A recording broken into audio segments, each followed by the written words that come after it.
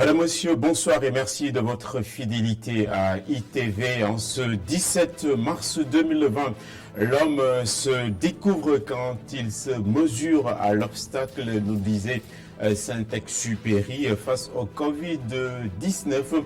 Il nous faudra donc démontrer toute notre capacité de résilience. Voici la colonne vertébrale du journal.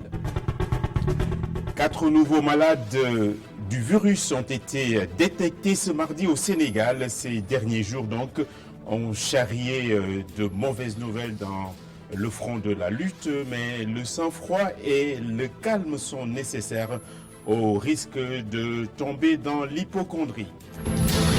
Sans prétention ou spéculation, il ne peut y avoir de problème en termes de disponibilité des produits alimentaires malgré la pandémie du Covid-19. Les services du ministère du Commerce ont rassuré aujourd'hui et mis les points sur les i. Le clergé catholique n'a pas fait dans la dentelle. L'Église a décidé d'annuler tous ses offices, à l'instar donc des messes, chemins de croix et pèlerinages. Le Covid-19 est sévère, mais la foi sera plus forte. La cité religieuse de Pâles vient aussi de procéder à une double annulation. D'abord les prières du vendredi et ensuite le marché hebdomadaire. La population, les autorités sanitaires et religieuses, tout le monde a tiré dans le même sens. Dans le contexte du Covid-19, la population riveraine de la décharge de Mbobos n'en peut plus donc de cohabiter avec le dépotoir réceptacle de tous les microbes de l'agglomération dakaroise. Malika et Kermassar notamment n'en veulent plus. Le sport aussi s'est arrêté net sous les coups de boutoir de Covid. Il n'y aura pas de football concernant l'Euro 2020, la Copa América ainsi que la CHAN en Afrique. C'est complètement et totalement inédit. Le développement de tous ces titres dans un court instant.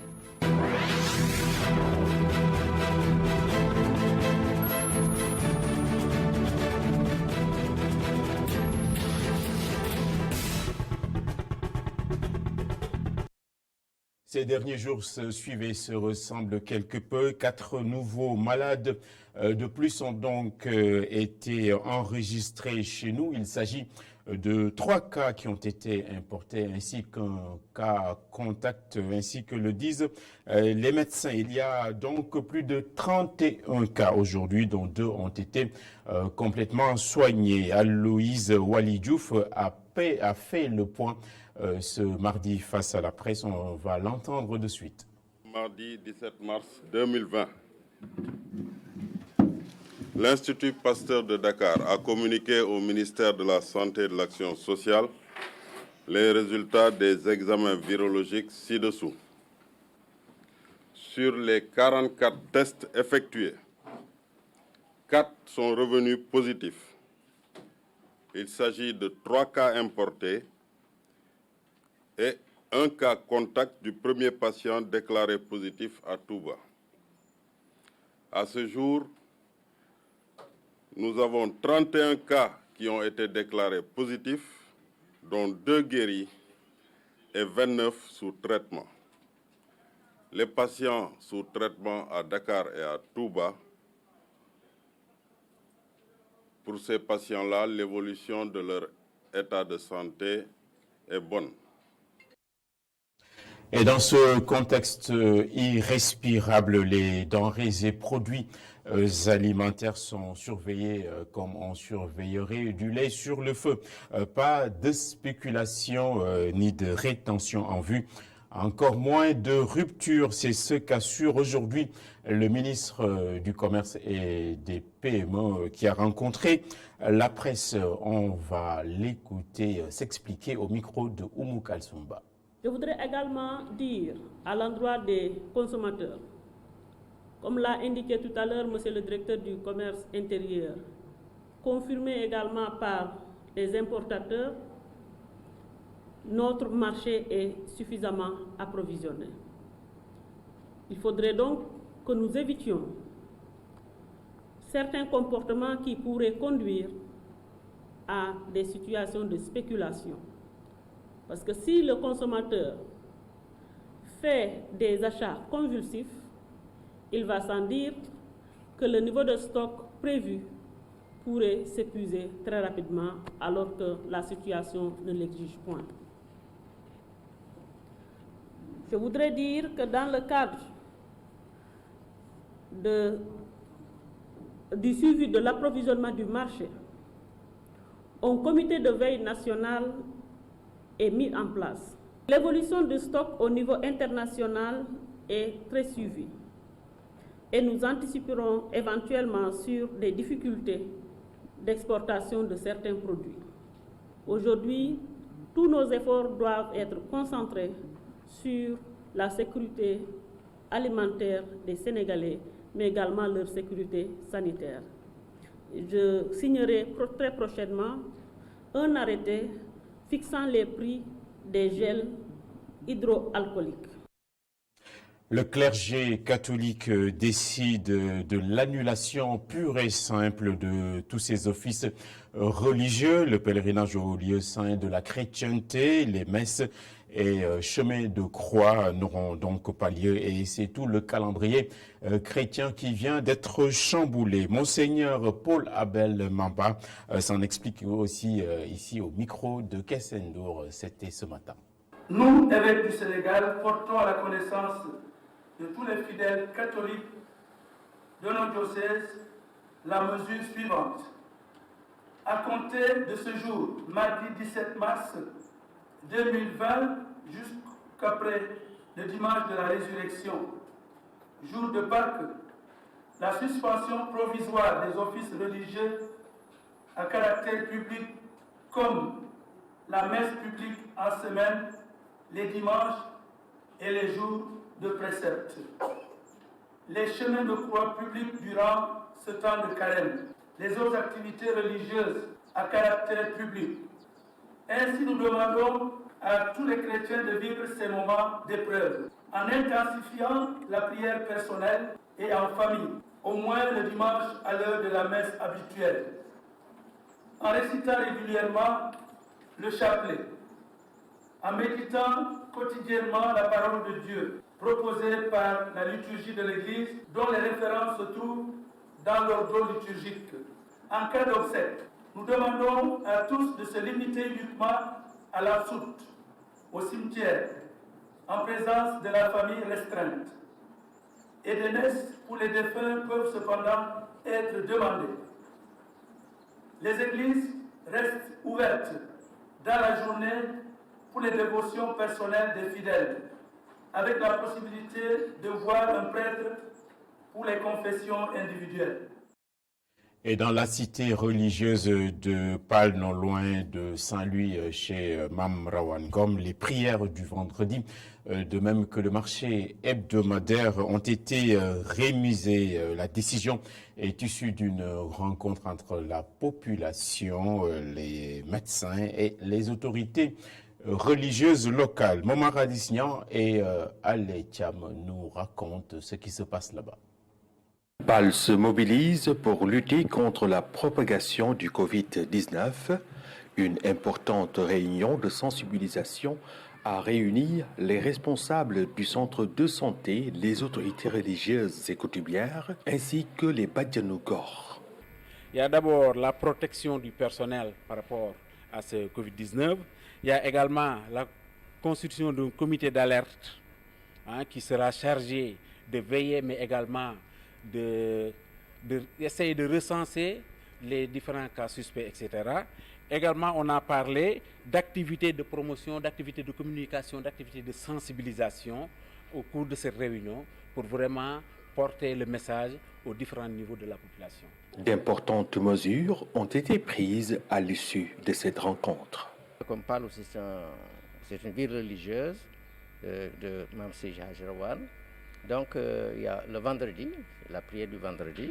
Là aussi, il s'est avéré que cette prière aussi sera probablement suspendue. La mairie donc a bien noté, donc, et on va appuyer, Inch'Allah, donc, le centre de santé au niveau donc, du matériel, surtout pour la protection donc, du personnel médical, du personnel sanitaire, mais également donc, dans la sensibilisation donc, au niveau donc, des quartiers, mais surtout sur l'interdiction donc, ou bien la suspension donc, du marché hebdomadaire de Pâle qui constitue aujourd'hui un véritable danger parce que c'est un marché qui accueille des milliers de personnes. Donc. Malgré leur dévouement et leur motivation, les agents du centre de santé de Pâle continuent d'attendre l'appui des autorités en ce qui concerne le matériel de protection. Et la région médicale de Saint-Louis a réuni la presse locale saint-louisienne pour lui exposer le dispositif de surveillance qui a été mis en place dans les zones frontalières pour parer à toute éventualité. Le docteur médecin-chef de région est ici au micro de Momar Alicia. Et vous savez, la particularité de la région, c'est que nous sommes une zone frontalière. Donc nous avons aussi parlé des sites frontaliers, de quel type de dispositif nous avons mis en place au niveau des sites frontaliers et qui sont les éléments qui sont à ce niveau et quels sont les objectifs que nous nous sommes fixés.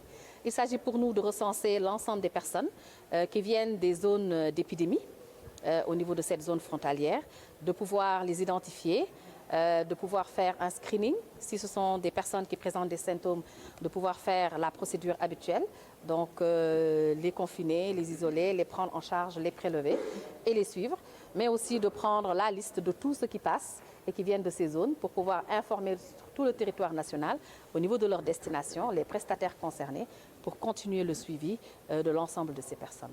Donc voilà un peu les discussions que nous avons eues, mais aussi sur les mesures de protection individuelle pour le personnel de santé, mais aussi au sein de la communauté, au sein des familles, pour vraiment ensemble que nous puissions pouvoir traverser cette épidémie sereinement.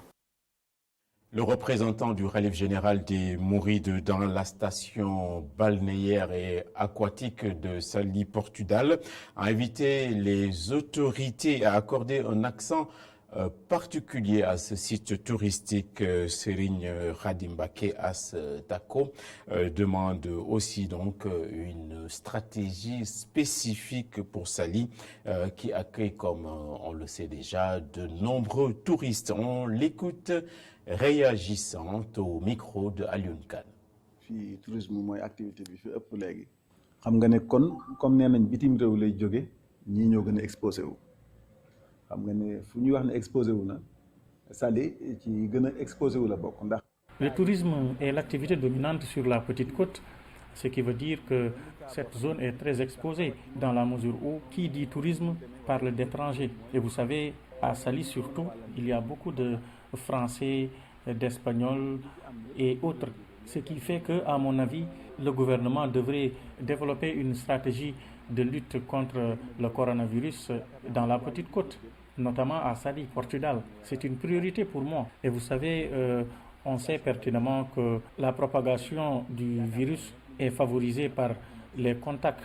Et donc, je lance un appel au gouvernement pour trouver une stratégie adéquate pour lutter contre le coronavirus sur la petite côte. J'ai même échangé avec des hôteliers sur le sujet. Certains ont pris les devants et d'autres parlent même de possibilité de fermeture des hôtels momentanément en attendant de maîtriser cette pandémie. Mais là également, il y a un obstacle parce que vous savez, le tourisme, c'est le secteur d'emploi principal sur la petite côte. Et donc, fermer ces hôtels-là revient à mettre au chômage des centaines et des centaines de jeunes et de chefs de famille.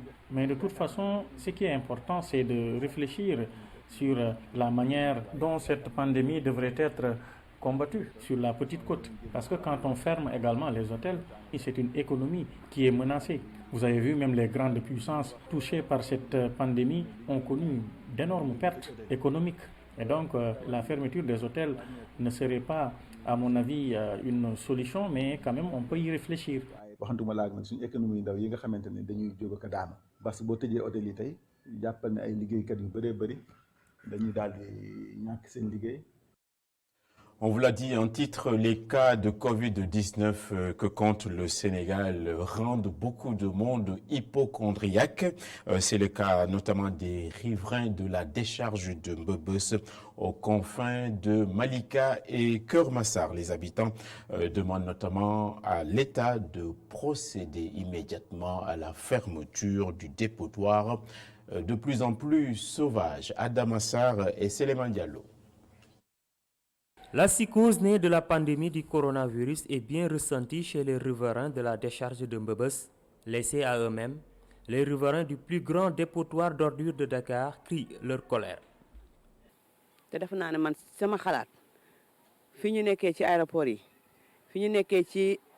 À mon avis, au moment où l'État prenait des mesures de précaution dans les aéroports et les écoles, il devait penser à nous, parce que nous sommes en contact direct avec les ordures. Nous n'avons ni masque, ni gel hydroalcoolique, on utilise de l'eau de Javel. Dara. Lolu ngay wax nonu, masque yi amul bo jëlon sa xaalis sax dem diko jënd ci pharmacie gisoko. Corona bi na mom. La pandémie du coronavirus existe. Ici, nous n'avons pas de gants ni de masques. Alors, vraiment, nous souhaiterions qu'on nous donne tout cela. Selon ce monsieur, le principal danger est la fumée qui se dégage de la décharge. La preuve en est que décharge bi nga xamné dafa fess. Le problème est que le site de Mbebes est plein depuis longtemps. Maintenant, faute d'espace, ces ordures sont entassées et brûlées en permanence dans le lit du lac Mbebes, dégageant ainsi des fumées et des particules suspendues dans l'atmosphère. Et ça, c'est grave. C'est pourquoi il rappelle à l'État sa promesse de fermer le site. Pourquoi le ministre de l'Environnement Nous avons rencontré le ministre de l'Environnement. Des mesures ont été prises et on espérait que cela allait se concrétiser. Mais jusqu'à présent, rien n'est fait. Le ministre de l'Environnement mais Malika et Kermassar sont les deux communes qui ceinturent l'immense décharge de Mbebes, un dépotoir d'ordures devenu un véritable casse-tête pour les populations riveraines. Après l'environnement, on parle de l'éducation qui a été mise en congé. Le G7 a mis également de côté toutes les histoires de grève et de revendications. D'ailleurs, ça serait un non-sens en cette période de vacances. En conséquence, les enseignants vont participer aux efforts d'endiguement du virus. Le G7 a aussi appelé les familles à prendre en charge les écoliers en s'attachant les services d'un répétiteur. Reportage Moustapha Gabar Diop et Mafalfal. La guerre contre le coronavirus est l'affaire de tous et le G7, le groupe des 7 syndicats les plus représentatifs du secteur de l'éducation, tient à le rappeler. Lors d'un point de presse tenu ce mardi, il a annoncé la suspension de sa grève et exposé son plan d'action pour contribuer à la riposte. Nos organisations décident de mener les actions de solidarité suivantes. Le lancement d'une campagne nationale de sensibilisation et de communication contre le coronavirus. L'appel à tous les enseignants du Sénégal à s'impliquer en tant que relais dans la campagne de communication et de sensibilisation auprès des populations. L'ouverture d'un fonds national de solidarité du G7 alimenté à partir des contributions volontaires des enseignants est destiné à soutenir l'effort de lutte contre la pandémie. Le G7 décide de faire un premier versement symbolique d'une somme d'1 million de francs CFA. S'agissant de l'instruction des élèves, les enseignants appellent les parents et les étudiants à assurer la relève lors de ces 3 semaines. Que tous les étudiants et étudiantes se rappellent qu'à leur niveau, ils ont soit une petite sœur qui est en classe d'examen ou un frère. À partir de ce moment, non seulement les parents participent à l'encadrement des enfants à la maison, mais aussi l'Internet qui est là disponible dans les plus grandes agglomérations du Sénégal doit aider à permettre à ces enfants de faire des recherches. Maintenant, pour ceux qui sont en zone rurale et qui ne disposent pas de l'outil informatique, mais aussi dans nos familles, il y a toujours ces étudiants, il y a toujours ces enseignants. C'est un appel pressant pour que, non seulement à la fermeture des universités, que ces étudiants retournent dans leur village d'origine, participent à la sensibilisation contre le corona, mais encadrent aussi ces enfants-là qui ont besoin d'eux. Rappelons que le G7 était en grève pour contraindre le gouvernement à respecter le protocole d'accord signé le 30 avril 2018.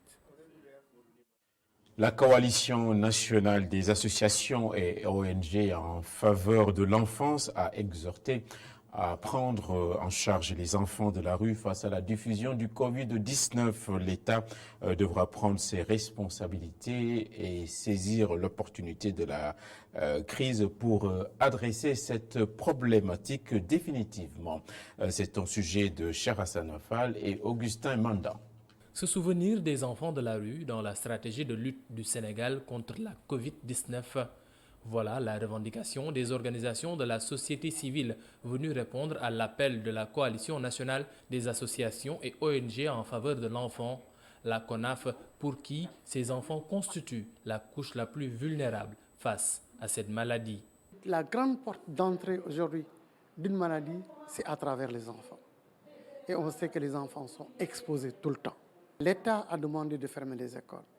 L'État a demandé de fermer l'université. Mais l'État n'a pas fermé les enfants qui sont dans la rue.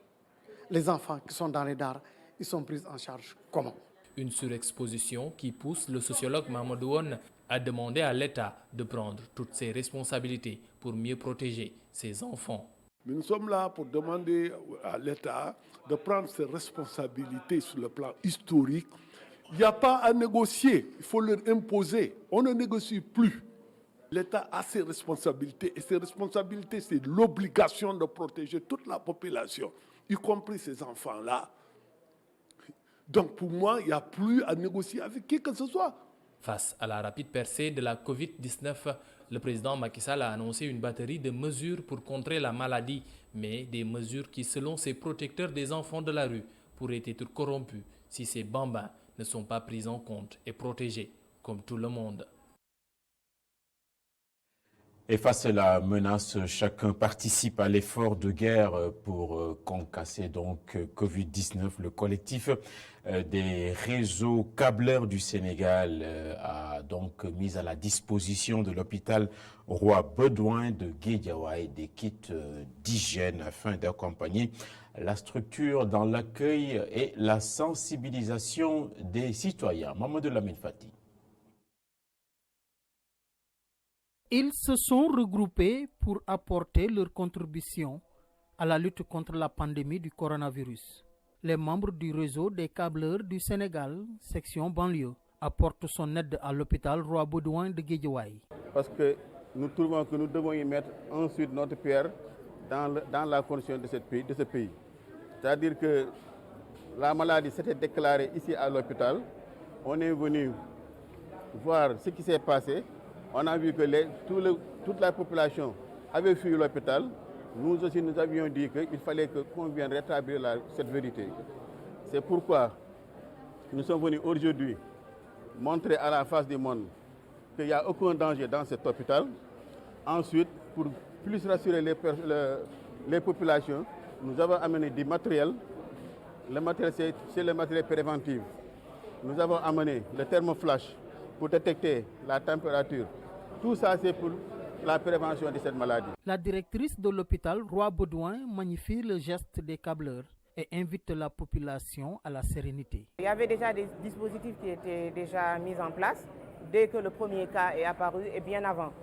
Donc il y a eu des formations, on a mis en place une cellule de crise, on a donc effectivement acheté beaucoup de matériel de dispositifs pour le lavage des mains.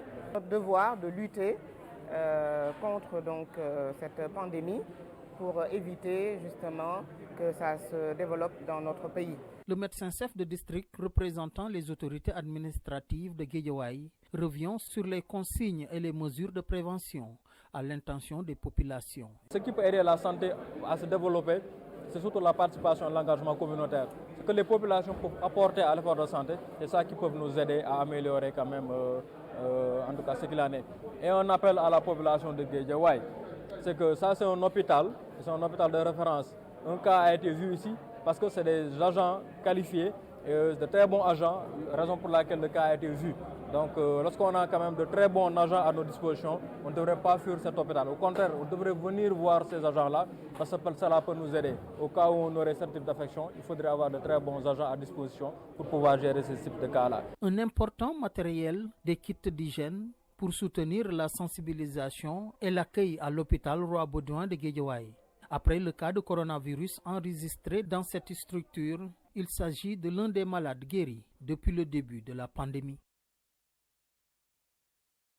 Et en temps de crise et de pandémie, la prise des bonnes décisions et des mesures idoines permet d'atténuer l'impact du choc, voire d'engranger des résultats probants. La suspension des lignes aériennes hier entre dans ce cadre, et c'est ce que soutient un spécialiste de la gestion des urgences au Sénégal qui préconise aussi une parfaite concertation au sein de la CEDEAO. On écoute M.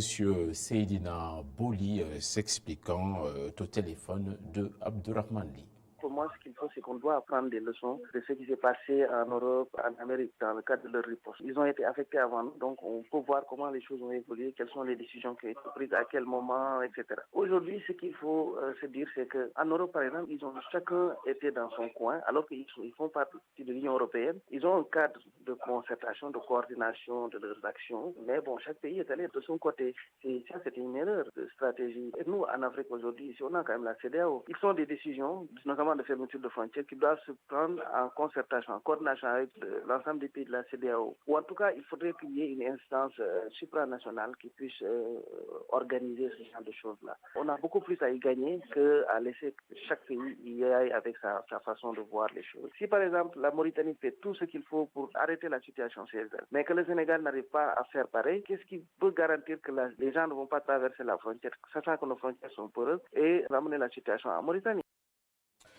Avant de boucler cette édition, un petit mot de sport en liaison avec l'actualité. L'Euro de football a donc été reporté à 2021 pour cause de Covid et pour les mêmes raisons.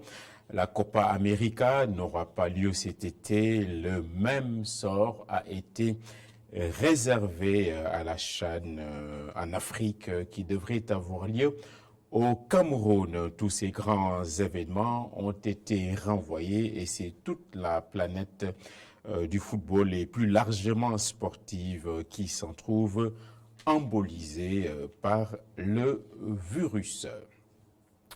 Le monde donc, c'est sûr, ne sera plus tout à fait le même après Covid-19 et cette phase inquiétante de dépressurisation. C'est la fin de ce journal. Dans un instant, c'est la météo. Les inspirations vont suivre. Kenou Askanui, questions directes et les dernières informations aux alentours de minuit. Je vous remercie de votre parfaite attention. Bonsoir.